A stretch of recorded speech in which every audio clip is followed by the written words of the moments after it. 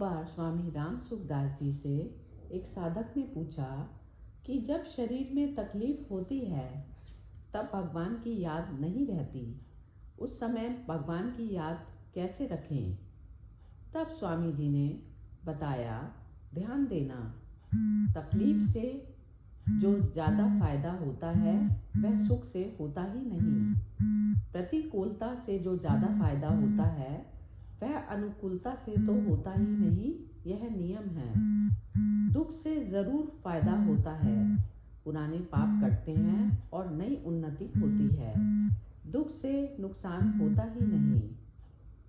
तब साधक ने पूछा, एक बार भगवान का अनुभव हो गया, अब दोबारा भगवान का अनुभव नहीं होता, क्या कारण है। तब स्वामी जी बताते हैं, अनुभव हुआ नहीं है, अनुभव एक ही बार होता है। एक बार अनुभव होने पर दोबारा अनुभव होने की जरूरत ही नहीं है। तब साधक पूछता है, अभिमान शून्य अहंकार क्या है। स्वामी जी बताते हैं, अभिमान शून्य अहंकार केवल व्यवहार के लिए है। जैसे नाटक में हरिश्चंद्र बना हुआ आदमी कहता है कि मैं हरिश्चंद्र हूँ, तो यह अभिमान शून्य अहंकार है। अभिमान शून्य अहंकार के बिना वह हरिश्चंद्र का कैसे स्वांग करेगा। खास बात यह है कि आपको अपनी स्थिति से संतोष ना हो। अपनी स्थिति में संतोष ना होना, व्याकुलता होना बहुत बढ़िया चीज़ है। परमात्मा कैसे है यह निर्णय करने की जरूरत नहीं है। परमात्मा है इतना ही जानने की आवश्यकता है। इसी में आपकी दृढ़ता होनी चाहिए। वे कहाँ हैं, क्या करते हैं, कैसे हैं, सगुण हैं कि निर्गुण हैं, साकार है कि निराकार है, इन बातों को जानने की जरूरत नहीं है। परमात्मा को कोई जान सकता ही नहीं। परमात्मा की प्राप्ति में बुद्धिमानी की जरूरत नहीं है, व्याकुलता होनी चाहिए।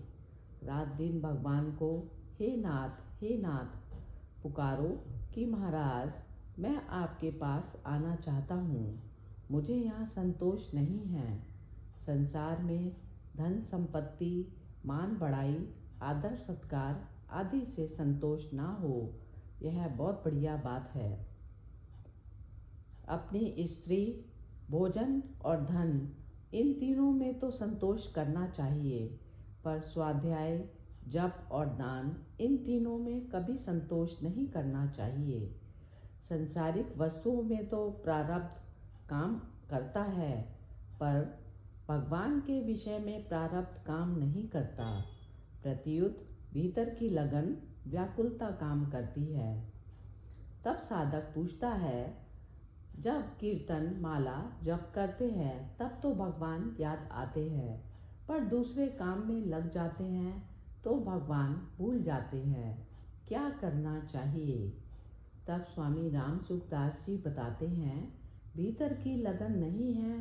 भीतर में लगन ना हो तो बाहर से किया साधन काम नहीं देता। भीतर से भगवान की भूख होने पर ही भगवान याद आते हैं। इसलिए विचार पूर्वक भीतर की लगन लगाओ। विचार करो कि हमारा समय किस में लग रहा है। आप उपाय पूछते हो, पर वास्तव में उपाय काम नहीं देते। भीतर की लगन काम देती है। भीतर की चाहना आप बार बार विचार करके जागृत कर सकते हो। दिन भर विचार करो कि मन कैसे लगे। मन कैसे लगे, ज़रूर लग जाएगा। कारण कि भगवान की प्राप्ति के लिए ही मनुष्य जन्म मिला है। वह काम नहीं होगा तो और क्या होगा।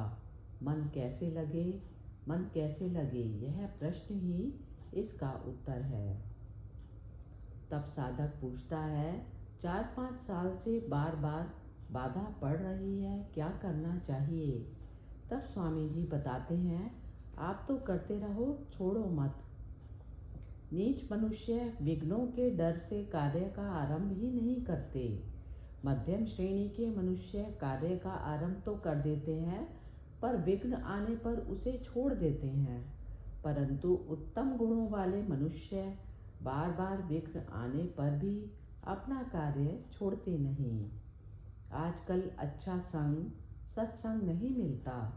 कथा करने वाले, व्याख्यान देने वाले भी वह बात कहते हैं जिससे लोग ज़्यादा इकट्ठे हो जाएं, लोग राज़ी हो जाएं और पैसा अधिक आए।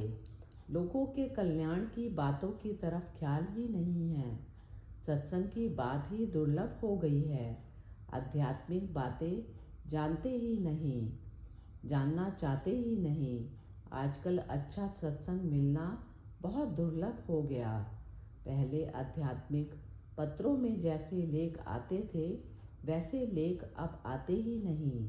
अच्छे लेखक, विद्वान, अनुभवी आदमी संसार मात्र में बहुत कम रह गए। साधु बहुत कम रह गए और साधुओं में भी साधुता बहुत कम रह गई। हमारा क्या कर्तव्य है, हमें क्या करना चाहिए, ऐसा विचार करने वाले बहुत कम रह गए। सत्संग में आने वाले भाई बहनों में भी अच्छे विचार वाले बहुत कम हो गए। आप खुद पक्का विचार कर लो कि हमें ठीक बनना है तो ज़रूर ठीक बन सकते हो। दूसरे आपको ठीक नहीं बना सकते। सत्संग का बड़ा असर पड़ता है। सत्संग सुने तो मूर्खता नहीं रह सकती। संसार में जिसने जिस समय जहाँ कहीं भी जिस किसी यत्न से बुद्धि, कीर्ति, सद्गति, विभूति और भलाई पाई है, वह सब सत्संग का ही प्रभाव समझना चाहिए। वेदों में और लोक में इनकी प्राप्ति का कोई दूसरा उपाय नहीं है। मूर्खता इसी कारण रहती है कि अच्छे संत महात्माओं का सत्संग नहीं मिला। संपूर्ण जीव साक्षात परमात्मा के अंश हैं। हरेक के भीतर यह बात होनी चाहिए कि हम भगवान के बेटा बेटी हैं। आप अपने आप को भगवान का अंश मानोगे तो बिना कहे सुने आप में अच्छे गुण, सद्गुण, सदाचार अपने आप आ जाएंगे। ऐसी ऐसी बातें आप में आ जाएंगी कि खुद आपको आश्चर्य होगा, परंतु यह होगा भगवान के साथ अपना संबंध मानने से। हम भगवान के हैं, यह सब बातों की सार बात है।